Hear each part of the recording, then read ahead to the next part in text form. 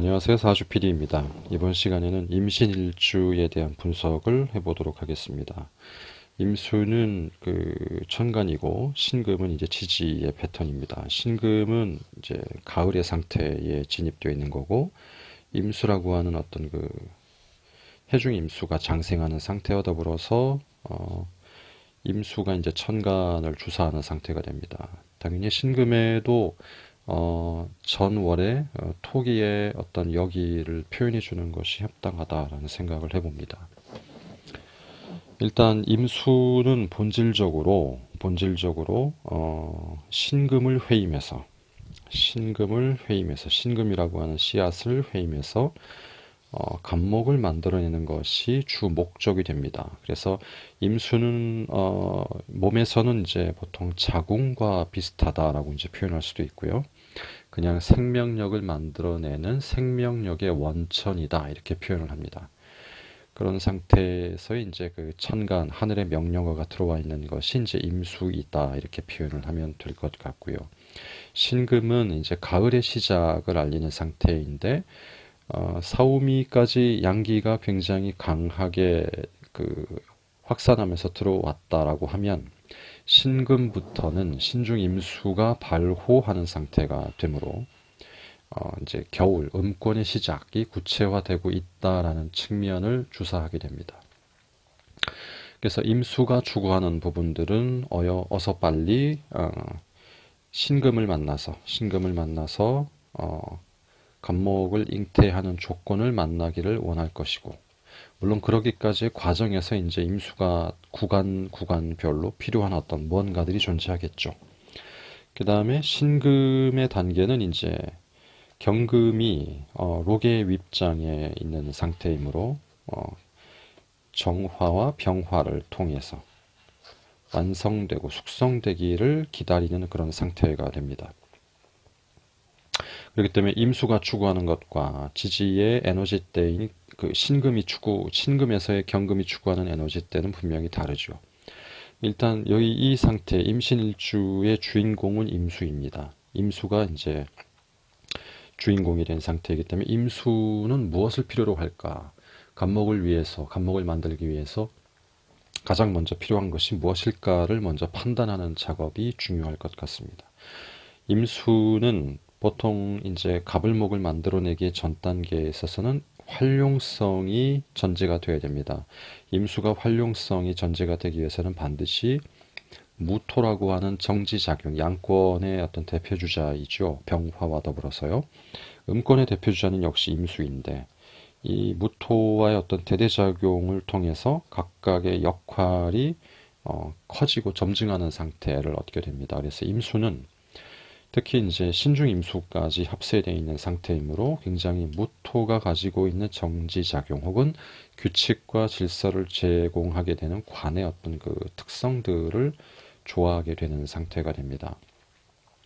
특히 신금이라고 하는 부분들은 가을의 상태이지만 일주 자체로 작은 시간대 의미로 해석을 하게 된다라고 하면 임수는 일단 간목을 만들기 전까지 신금이 회임돼야 되는 상태고, 그러기 전까지의 상태, 단계별로 변화되는 상태가 조건이 주어지는데, 그럴 때까지는 무토를 통해서 임수가 안정되게 보존되어져야 하는 측면이 있습니다.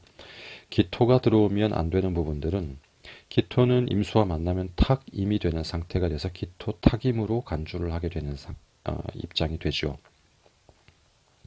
왜냐하면 기토는 추구하는 부분들이 경금을 추구하게 되는 것이고 간목을 죽이는 역할을 합니다.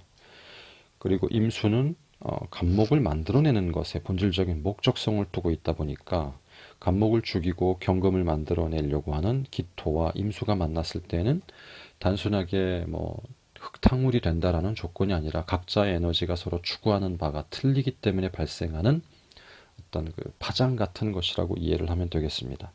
그렇기 때문에 무조건 임수는 무토라고 하는 에너지 구간을 원하게 되죠. 그래서 보통 무토라고 하는 형태를 임수가 만나게 됐을 때에는 긍정적인 영향력을 가질 수 있는 조건, 규칙과 질서가 내재될 수 있는 환경이 성립되고 혹은 의식에서 그런 것들을 받아들일 수 있는 조건이 만들어지게 되는 것이 이제 그런 대대작용이 정당하게 주어졌을 때 나타나는 반응이다. 이렇게 생각을 하게 됩니다. 그런 상태에서 내 안방에는 신금이라고 하는 그 열매의 조건이 들어와 있는 상태인데, 신금은 임수를 만나게 되면 열매가 제대로 익어 나가지 않습니다. 왜냐하면 신금은 굉장히 더워서 열기가 충천한 어떤 상태의 조건이 아닌다면은 임수를 만나게 되면 신금화 되어버립니다. 예를 들어서 우리가 늦가을의 만추에 열매가 완전히 익어버리고 나면, 익고 나서 거의 떨어질 때쯤 되면 열매 자체가 누글누글해진 상태를 몇 번씩은 경험해 보셨을 것으로 아는데, 그 상태가 경금이 임수를 얻은 상태의 조건이 됩니다. 그 시절에 한해서요. 그렇게 됐을 때 신금이 활성화되는 상태입니다. 그렇기 때문에 임신일주는 임수가 자기 주장을 통해서 신금이 머무는 내 에너지의 영역대에 자기가 원하는 것을 주도 혹은 의도하는 어떤 속성이 생기게 되고, 본체성은 경금으로 주어져 있는 상태이지만 이 부분들을 신금화시키려고 하는 노력 혹은 의도성이 보일 수 있게 됩니다. 그래서 자기가 원하는 감목을 만들어내기 위한 어떤 밑바탕을 자꾸자꾸 추구하거나 원하게 되는 거죠. 그래서 임신일주의 주인공은 자기의 가정 혹은 자기의 남녀관계의 어떤 조건에서 자기가 원하는 것을 주도적으로 너무 강하게 밀어붙이게 됐을 때에 시대적인 시기적인 상황이 적절했을 때에는 문제가 없으나, 그렇지 않았을 때에는 반발이 심하게 될 작용을 항상 염두에 두지 않으면 안 됩니다. 경금은 경금대로 자기가 원하는 목적성과 완성성을 추구해야 되는 상태인데, 조건 자체의 주도가 임수이다 보니까 경금과의 어떤 상호관계를 통해서 경금을 자꾸 신금화시키는 상태가 되어버리면 이 자리에 들어오는 그 가정궁이다 보니까 남편이 되고 남자가 되건 여자가 되건 임수에 자기의 모든 것을 맞춰야 되는 상태가 돼서 자기를 변화해야 되는 조건이 주어지게 되므로 이 부분에 있어서의 불만족은 항상 존재할 수 있게 되겠죠. 그리고 그런 부분들이 운의 어떤 흐름들과 클러치가 됐을 때에는 별도로 자기 주장을 강하게 피하려고 하는 속성이 생기게 되는 것은 자명합니다.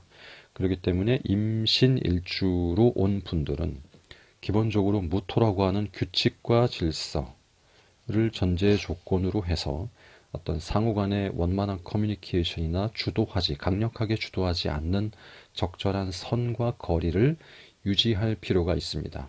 그렇게 될 때 상호간의 어떤 그 남녀간의 대대작용으로서의 원만한 연결성과 안정성을 유지할 수 있게 되는데, 그 조건을 내 의식에서 쉽게 침범하고 넘나드는 상태가 됐을 때에는 마치 임수라고 하는 강물이 쓰나미가 난 것 같이 계속 스스로 흘러가는 대로 나의 의식이나 선천적으로 주어진 조건을 방치하다 보면 내 안방에 내가 원하는 말과 내가 좋아하는 것만 남기려고 하는 속성으로 인해서 본질이 변화하게 된다. 즉 가정적인 평화가 깨질 수 있는 조건을 나의 강한 의식에 의해서 자꾸 잉태시키려고 하는 상태가 되므로 이 부분들은 특별히 주의를 하지 않으면 안 된다라고 생각을 해봅니다. 그래서 임수가 신금을 만났을 때 장생궁을 얻어서 강하다 좋다에 대한 것에 멈추는 생각이 아니라, 임수가 주도하는 어떤 세상과 신금이 가려고 하는 세상의 차이점이 분명히 존재하므로 그 부분들에 대한 원활한 커뮤니케이션과 상호간의 어떤 적절한 그 거리를 어떻게 가져갈 것인가를 먼저 생각하는 것이 임신일주가 가지고 있는 어떤 숙명적인 어떤 흐름들이 아닐까 생각을 하게 됩니다. 이만 임신일주의 분석을 마치도록 하겠습니다. 감사합니다. 사주 PD입니다.